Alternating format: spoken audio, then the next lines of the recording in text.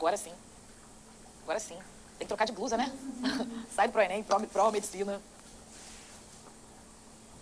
Ó, Ana Paula Almeida Ferreira. Ana Paula com 2 M's. Ana Paula, Amina, Eduardo. Agora sim com o microfone certinho. Certo? Vamos que vamos, meus amores. Voltei. Joguei aqui essa trança de lado pra dar uma diferenciada. Ai, e é isso. O povo tá chegando? Boa tarde. Ainda bom dia, Andressa. Boa tarde daqui a pouco. Ou você já almoçou? Já almoçou? Porque se você já... Será que ela já almoçou? Então manda um almoço aqui pro ProEnem, pelo amor de Deus. Eu tô com fome. Ai, hoje eu queria almoçar, um negócio bem gostoso. Não trouxe comida. Complicado, gasta dinheiro na rua, tudo caro. É sobre isso. Mas tá tudo bem. Boa tarde, bom dia. Faltam 50 minutos pra boa tarde. Também não é um problema não, tá tudo certo. Então, Andresa, Maria Fernanda, mas quem? Luana Góes, minha xará. Bom dia pra Flinda. Obrigada, Lulu, minha xará. Desce pra mim, diretor. Giovana. Maria Eduarda, Gabriela Nicole. Ai, que gata, poxa, obrigada. Thiago Vargas. Bom dia, Barbie. Cauã, Luiz Fernando. Amina, Eduardo. Uma galera boa aí que já chegou. Bom, meus queridos, tudo certo? Tudo tranquilo? Lu Amorim, bom dia. Vamos dar início à nossa aula. Lembra que lá no primeiro tempo nós discutimos o racismo ambiental na realidade brasileira do século XXI. Falamos aí sobre o desdobramento desse conceito, certo? Que é um conceito novo, uma expressão nova, já que, né, o racismo ambiental seria muito algo já alicerçado no preconceito, já alicerçado no racismo. Então, os povos que são historicamente perseguidos, dizimados, desrespeitados, que representam grupos subrepresentados, ainda têm os seus territórios negligenciados pelos dirigentes e, por sua vez, né, são aí afetados pelas catástrofes ambientais. E assim surge a expressão racismo ambiental, certo? Então, racismo ambiental, no final das contas, é um desdobramento do racismo. É um desdobramento da ideia de que povos, certo, indígenas e negros, estão fadados a terem seus territórios contaminados, terem seus territórios negligenciados pelo governo, certo? Uma vez que são territórios historicamente marcados por sujeitos estigmatizados e marginalizados, certo?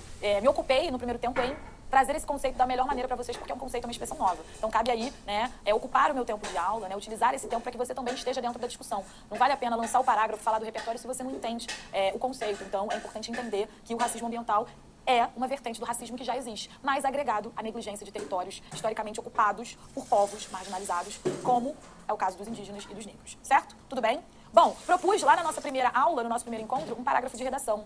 Escolhi o repertório de Ilha das Flores, um curta-metragem aí de 1989, que apresenta a vida de miséria, desigualdade social, de catástrofe ambiental no sul do nosso Brasil, certo? Ilha das Flores é um documentário importante. E é um documentário que mesmo no final dos anos 80, início dos anos 90, ele dialoga com os debates de racismo ambiental, certo? Já que, né, determinadas áreas são escolhidas para essas catástrofes. É só pensar um pouquinho no Rio de Janeiro. No estado do Rio de Janeiro, o local em que há um lixão em Gramacho, que é na cidade de Caxias, uma cidade da Baixada Fluminense. É o segundo município mais rico do estado do Rio de Janeiro, Caxias, sim, né? Tem gente com grana pra caramba, tem gente com dinheiro à beça. Inclusive, Caxias é a terra da Grande Rio, né? É a terra da escola de samba dos globais, né? A galera que desfila na Globo, né? É a escola de samba que a Paola Oliveira desfila, rainha de bateria, certo? Então, em Caxias tem os ricos? Tem. Mas é uma área historicamente marcada por uma população pobre. Existe ali um nicho social que ascendeu? Existe. Não à toa que Caxias é o segundo município mais rico do Rio de Janeiro, certo? Mas em contrapartida existe uma população pobre, certo? E é justamente nesse lugar que tem o lixão. Será que é à toa? Será que não foi por acaso? Por que esse lixão não fica em Ipanema, que é o lugar que tem rico desde sempre, certo? É isso que nós precisamos questionar. É isso, no final das contas, que o racismo ambiental dialoga. Por que a negligência de determinados espaços, certo? E a escolha, né? E a prioridade por outros. Por que o lixão fica em Gramacho, que é na Baixada, que é uma área ocupada, né, um território ocupado por pessoas pobres e pretas, certo? E não se localiza em Ipanema, né, que é a zona sul do Rio de Janeiro, que muitas vezes você até se pergunta se você está no Rio de Janeiro, porque o Rio de Janeiro é uma cidade preta. O Rio de Janeiro é uma cidade de pessoas pretas, certo? O Rio de Janeiro é uma cidade de população preta, por quê? Isso é a história do Brasil, aí você tem que entender a realidade do seu país. O Rio de Janeiro, depois da chegada da família real, no início do século XX, né, especificamente em 1808, quando a família real chega ao Brasil, o fluxo de afrodescendentes aumenta muito, por quê? Os escravizados, eles se concentraram no Rio de Janeiro, certo? Então, a família real, ela vai incitar, ela vai fomentar o aumento dessa exploração escravocrata, ela vai aumentar esse sistema escravocrata e, por sua vez, o número de escravizados no Rio de Janeiro no início do século XIX aumenta pra caramba, porque existia uma corte, existia a família real aqui. Então, tinha muito escravizado concentrado no início do século XIX aqui no Rio de Janeiro. Né? O Rio de Janeiro é uma população, tem uma população preta, tem uma população majoritariamente preta, certo? Mas se você for Ipanema, nem parece. Então fica o questionamento, por que em Ipanema não tem lixão e em Gramacho tem, certo? É isso que o racismo ambiental dialoga, é isso que ele apresenta, são essas informações. Por que existe racismo ambiental em Alter do Chão, em Santarém? Porque é um local historicamente marcado por povos indígenas, povos esses que são perseguidos, dizimados, desrespeitados. Então existe aí toda uma questão histórica, certo? O racismo ambiental ele vai confrontar os territórios ocupados por populações historicamente respeitadas. Povos indígenas, isso é importante, não podemos esquecer que nesse caso do racismo ambiental, precisamos falar sobre os povos indígenas que são frontalmente atacados e dos povos afrodescendentes, ok? Certo. A Mina pergunta, prof, como usar Alto da Barca do Inferno e Alta Compadecida na redação? Que contexto, por exemplo, ela assistiu a aula de ontem. Caramba, Mina, Alto da Barca do Inferno e Alta Compadecida? Bom, tema polêmico, a Mina. Seria algo sobre postura de lideranças religiosas. Tema polêmico, certo? Ou, por exemplo, algo que fale sobre postura de lideranças religiosas, né? Esse seria um tema, inclusive, mais focado, talvez, a mim, em vestibulares isolados, tá? Vestibulares isolados que tenham uma identidade, talvez, de apresentar temas de redação mais polêmicos, como é o caso, por exemplo, da UERJ, a universidade em que eu me formei. A UERJ hoje é a única universidade no estado do Rio de Janeiro que tem vestibular próprio. Todas as universidades do Rio de Janeiro adotaram o Enem. A UERJ é a única que continua com o seu vestibular. Isso oferece ao UERJ autonomia. Então, a UERJ, ela escolhe o tema de redação, certo? Para entrar na universidade, certo? Então, Alto da Barca do Inferno e Alta Compadecida são dois textos que têm caráter religiosos. Não à toa que se chamam alto. O que é alto? Alto é peça teatral de caráter religioso. E alto com U, nesse caso aí, ó, peça teatral com caráter religioso. Então, tanto Alto da Compadecida quanto Alto da Barca do Inferno são textos importantes que têm aí como grande escopo, que tem como grande objetivo falar sobre lideranças religiosas, sobre o papel das lideranças religiosas, certo? Sobre o fato de lideranças religiosas, às vezes, se utilizarem de mecanismos ilícitos, às vezes, se utilizarem de mecanismos inadequados. Então, é um tema bastante delicado no Brasil. É um tema bastante complicado. Primeiro, porque o Enem abrange o Brasil, e segundo, que tratar sobre qualquer pauta religiosa é algo complicado. É óbvio que, nesse caso, não é a religião, certo? É a liderança, é a condução de lideranças religiosas. É um outro patamar. Mas, ainda assim, é um tema complicado. Então, eu percebo que eles podem falar sobre isso. Alto da Compadecida, Mina, por ser uma obra do Ariano Suassuna, é uma obra que, por exemplo, pode ser aí citada em redações sobre preconceito linguístico, já que é uma obra que se organiza no Nordeste, né, que se ambienta no Nordeste. Então, Chicó e João Grilo, que são personagens que eu amo, né, apresentam um linguajar, apresentam um léxico nordestino, certo? Então, talvez seria interessante pensar que Alto da Compadecida, de alguma forma, dialoga com a questão do preconceito linguístico, já que, né, vai enaltecer o sotaque e o léxico da população nordestina. Então, é algo positivo e demonstra a pluralidade da nossa língua portuguesa. Demonstra a pluralidade da nossa formação do português brasileiro. Então, seria um repertório sociocultural interessante. Ok? Maria Luísa. Música como ferramenta de superação de limitações físicas e mentais. Esse é um tema difícil, hein, Maria Luísa?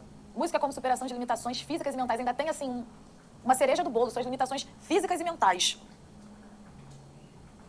Pensar. Vamos pensar no físicas e mentais. Pensar, é um tema interessante, tem que pensar aqui bem. Físicas e mentais, porque a música não é ferramenta social, é física e mental. Então, pensar em pessoas com transtornos, pessoas com deficiência, pensar nisso aí. Tema interessante, mas dá pano pra manga, certo? Eduardo, prof, eu poderia colocar nessa redação como repertório o fato de empresas mundiais, hoje em dia, em vez de gastar mais para fazer uma coleta de produtos tóxicos de uma forma adequada e descartá-los na África, e claro, fazer uma alusão disso com o Brasil para não fugir da sociedade brasileira, sim, é uma escolha, né, descartar produtos tóxicos na África, certo? Tanto que existe a cidade de Agra, que é uma cidade que se tornou hoje um cemitério de lixo eletrônico, certo? Que fica em Gana, né, que é um país africano. Então é uma escolha. E por quê um país africano, né? Tem coisa que a gente não quer falar o tempo inteiro sobre isso, mas, gente, muitas pautas são atravessadas por questões raciais, né? Isso aí é, infelizmente, a desigualdade social, o racismo, né?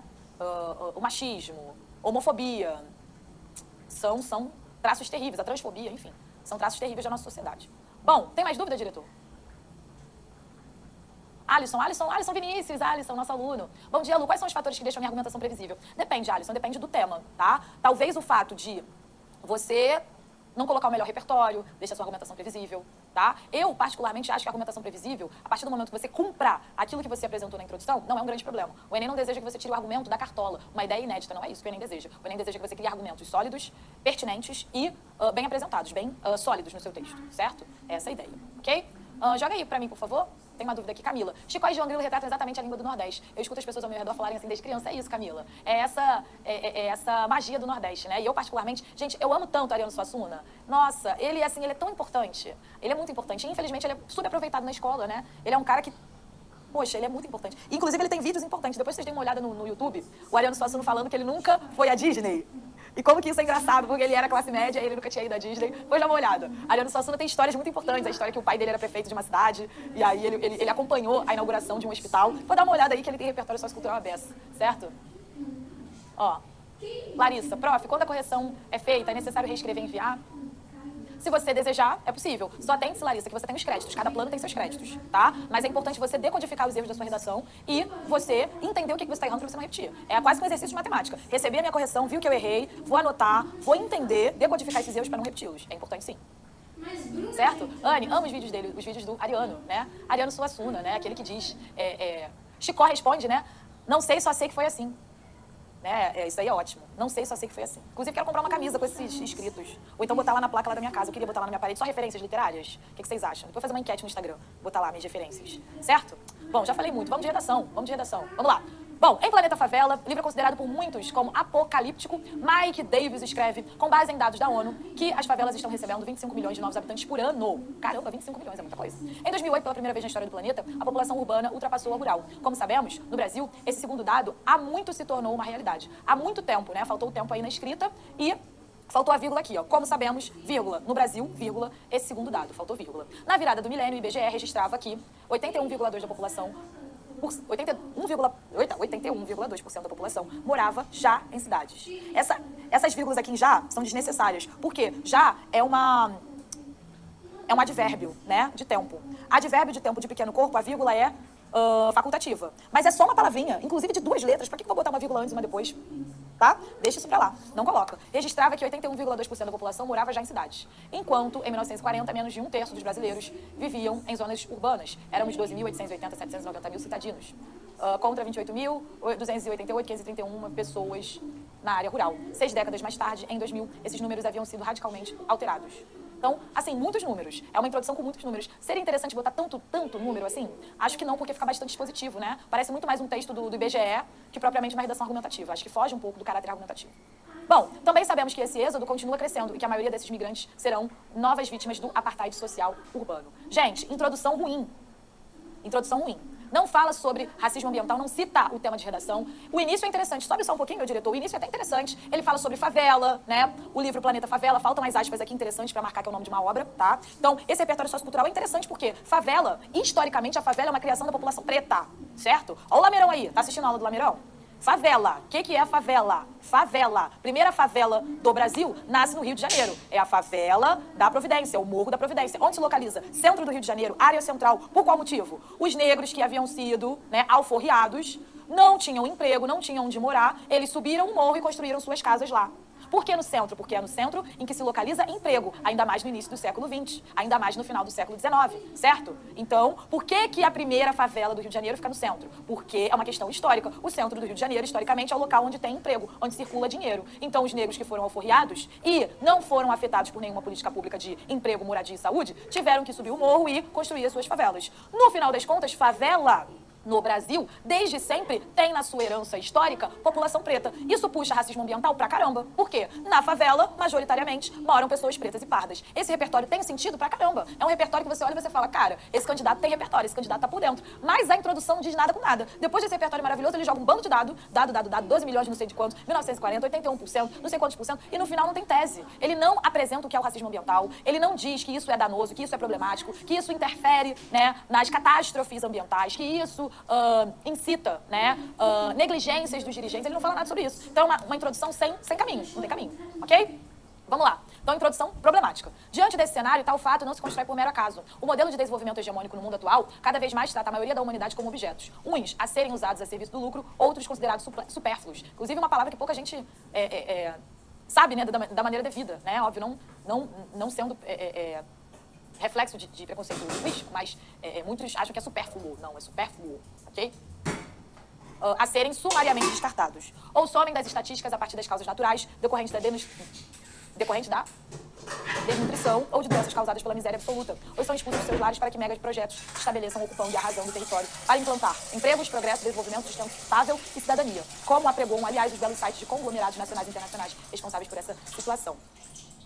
Tem coisa boa, mas tá confuso. Tá confuso. E aí? Consequentemente, para seus ocupantes originais, povos indígenas, remanescentes de quilombos, agricultores, familiares, ribeirinhos. Então, aqui ele toca nessa população que sofre racismo ambiental. Povos indígenas, quilombolas, agricultores, ribeirinhos, pescadores, caiçaras, marisqueiras e outros representantes de populações tradicionais, resta alguma forma de exílio. Do confinamento em assentamento ou em reservas cada vez menores, sem condições para garantir suas tradições culturais e sequer a subsistência, ao desterro e à migração para os centros urbanos, onde dificilmente conseguirão conquistar algum espaço para viver com dignidade. Desse modo, acabarão nas zonas de risco das favelas, dos subúrbios ou do entorno de fábricas, poluídos pelos lixões ou pelos resíduos tóxicos. Então, assim, esse argumento aí, ele é até interessante, porém mal desenvolvido. A ideia de que os povos indígenas, remanescentes quilombolas, agricultores, pescadores e caiçaras são tão esquecidos nos seus territórios de origem que eles vão migrar, né, para as cidades. E nas cidades eles não vão conseguir morar em lugares adequados, em lugares com assistência. E aí eles vão para locais em que vai haver fábrica, lixão. Então o argumento em si ele é até interessante. É a ideia de que esse povo, no seu lugar de origem, ele já sofre os transtornos do racismo ambiental. Aí ele sai à procura de um lugar melhor, só que ele não tem condições, ele não tem dinheiro, ele não tem assistência, ele não tem nada. E ele vai para outro lugar que também sofre os descuidos do racismo ambiental. Então, o argumento em si, ele é bacana, mas mal desenvolvido, certo? Falta o repertório sociocultural, falta organizar, né? E colocar essa informação na introdução. Mas o repertório o argumento é interessante, ok? Portanto, ganância e preconceito constrói o pano de fundo desse cenário, quer no campo, quer em megalópolis como São Paulo e Rio de Janeiro, ou num crescendo, mesmo em outras capitais e cidades menores. O que ele faz nessa conclusão? Ele retoma a ideia central. Porém, joga lá na minha introdução, diretor. Olha só, ele fala de racismo ambiental, ele fala do apartheid do campo com a cidade. Vítimas do apartheid social urbano. Inclusive, apartheid aí, gente, é uma metáfora, tá? Pode haver pessoas que, por conta, né, do ensino no Brasil, que não é adequado para muitas pessoas, não vão saber. Apartheid é um regime, né, que aconteceu de separação. Então, quando a gente fala sobre apartheid, isso aí é um movimento histórico, né? Aqui é uma metáfora. Apartheid significa divisão, tá? Apartheid significa divisão, tá? Então, apartheid social urbano, ele faz uma metáfora. Ele não fala de racismo ambiental, ele não fala que a favela é um reflexo desse racismo ambiental. Aí chega lá na conclusão, ele lembra que tem que falar. Só que ele lembra tarde, né? Joga aqui, por favor, o diretor lá no final. E aí, essa retomada de tese não acontece porque não existe tese, tá? Então, vamos lá. Miséria, falta de moradias e de acesso à água potável, falta a crase aqui, ó, acesso à água potável, crase, certo?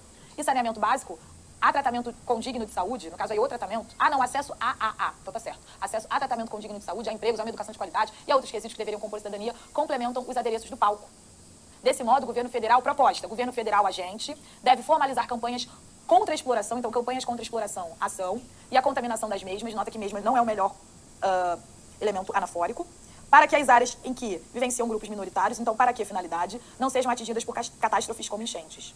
Só tenho 3 elementos, ok? Agente, ação e finalidade. No final ele fala que áreas que grupos minoritários moram não devem ser atingidas por catástrofes. Ele apresenta o conceito de racismo ambiental, ele apresenta o que é, mas em nenhum momento ele apresenta a expressão. Olha que problema. Joga lá em cima, diretor.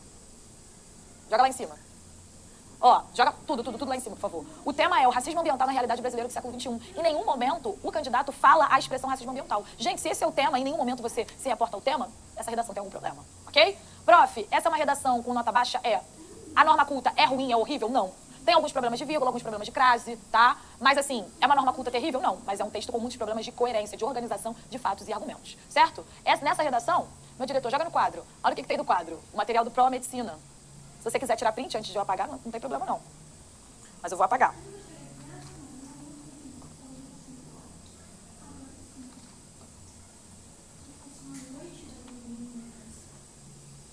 Vou apagar.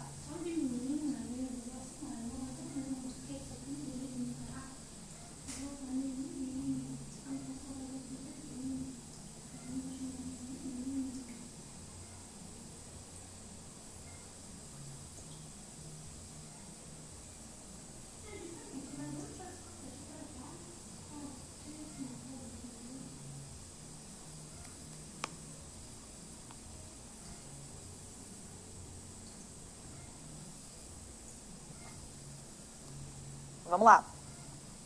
Quanto que eu vou dar de nota para essa redação? Olha só. Vou botar aqui, ó. Não vou escrever muito agora.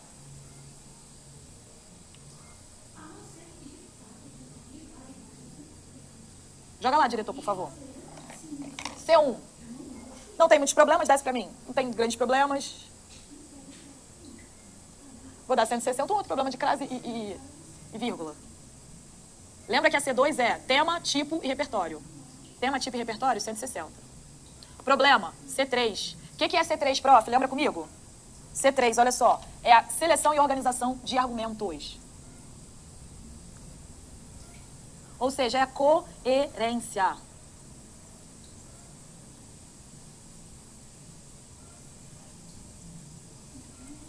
Não tem. Certo? C4 ele cumpre direitinho. Joga lá, diretor. Diante desse cenário, consequentemente, portanto, dentro tem desse modo ele repete. Tá, sobe um pouquinho.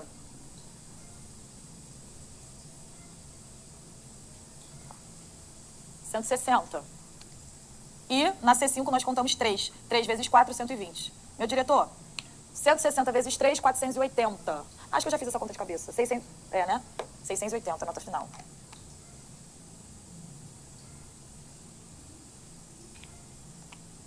Redação com nota baixa. Qual o problema dessa redação? A seleção e organização de fatos e de argumentos. C3. O problema está aqui, ó, C3. Esse texto não teve planejamento. Parece que o indivíduo escreveu sem planejar, sem fazer rascunho, certo? Sem fazer roteiro, ok? Nota 680. Vamos tirar as dúvidas, diretor? Joga aqui. Olha só, Ana Paula. Prof, pode jogar aqui direto, vou responder aqui. Prof, o racismo ambiental pode ser uma causa da criminalidade entre jovens ser maior nesses lugares pela discriminação desses indivíduos, causando assim a falta de oportunidade? Não, aí não. Ana, a criminalidade tem a ver com desigualdade social. Se não existe acesso à educação, a esporte, a música, a lazer, a cultura, isso, infelizmente, vai incitar aumento de criminalidade. Certo? Isso vai incitar aumento de criminalidade. Não é o racismo ambiental, é desigualdade social. Então, é a escola que não é integral, e aí o aluno fica de 2 horas da tarde até 8 da noite na rua. Por quê? Porque a mãe é o que? Empregada doméstica, né? Porque a mãe é o que? A mãe é mãe solo, não tem a presença do pai, né? Esse é o retrato da família pobre no Brasil, da família pobre nordestina, favelada no Brasil, né? A mãe solo, é a mãe que é empregada doméstica, é a mãe que é costureira, certo? Então, é isso. Então, a gente não pode misturar. São elementos atravessados por questões raciais, mas em âmbitos diferentes. A questão da criminalidade tem a ver com desigualdade social, certo? Brisa, França, é esse nome mesmo? Brisa? Éramos e sabemos. Não. Desconto também ponto, né? Muito uso do nós, nesse caso aí fica muito pessoal, ok? Eu descontaria um pouquinho. Desce mais um pouquinho, diretor, pra eu ver as dúvidas aí pra gente fechar nossa aula. Sabrina, uma ideia de palavras que poderia usar como sinônimo para Estado e Governo Federal. Dirigentes, governantes, certo? Bota dirigentes que você já joga muita coisa nesse saco, né? Dirigentes, governantes, órgãos competentes, tá? Isso é importante. Mas o quê? Vamos resolver treta. Guilherme, o que seria a ausência de operador argumentativo intraparágrafo? Intra, Guilherme, é um prefixo que significa entre. Intraparágrafo é entre parágrafo. Faltou aquele conectivo de início. No desenvolvimento 1, Guilherme, você pode botar diante desse cenário. No desenvolvimento 2, depende. Se for uma consequência, no desenvolvimento 2, você pode botar consequentemente. Se for mais um argumento, mais uma causa, mais uma consequência, além disso, além do mais. Se for uma oposição, você pode botar em outro aspecto. Então, tem uma série aí de possibilidades. Ok? Tem mais dúvida? Vamos ver mais dúvida, diretor? Evitar gerúndio nas redações. Maria Luísa, uso do presente. Né? Gerúndio nas redações. O Brasil está enfrentando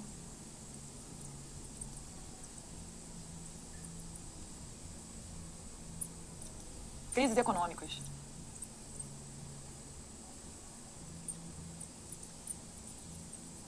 Vocês são mestres em fazer isso. O Brasil está enfrentando. Gente, não precisa o Brasil estar enfrentando. O Brasil enfrenta.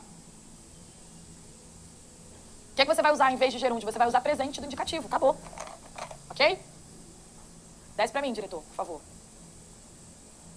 Maria Júlia, perdi ponto da redação para ausência de operador argumentativo. Como posso melhorar? Maria, respondi essa dúvida há pouco, mas perceba. Operador argumentativo intraparagrafal.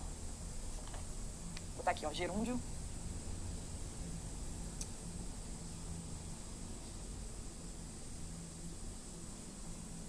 Ó, parágrafo. Peraí, tô percebendo que algo não está certo. Parágrafo, é proparoxítona. Parágrafo, vamos lá. Desenvolvimento 1. O que vocês podem colocar? Diante desse cenário. Tem que ser DC, não pode ser deste, não. Desenvolvimento 2. Além disso. Em consequência disso.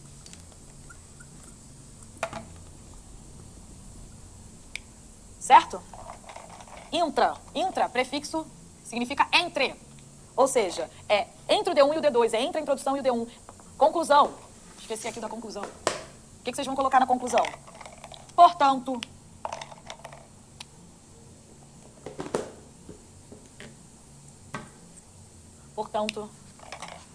Certo? Vamos, diretor, vamos fechar? Tem mais o que aí? Foi? Será? Acabou tudo? Então tá. Semana que vem estaremos de volta. Lá no Instagram eu sou Viana, com 2 N's. Luana. Certo? terminamos a nossa jornada de hoje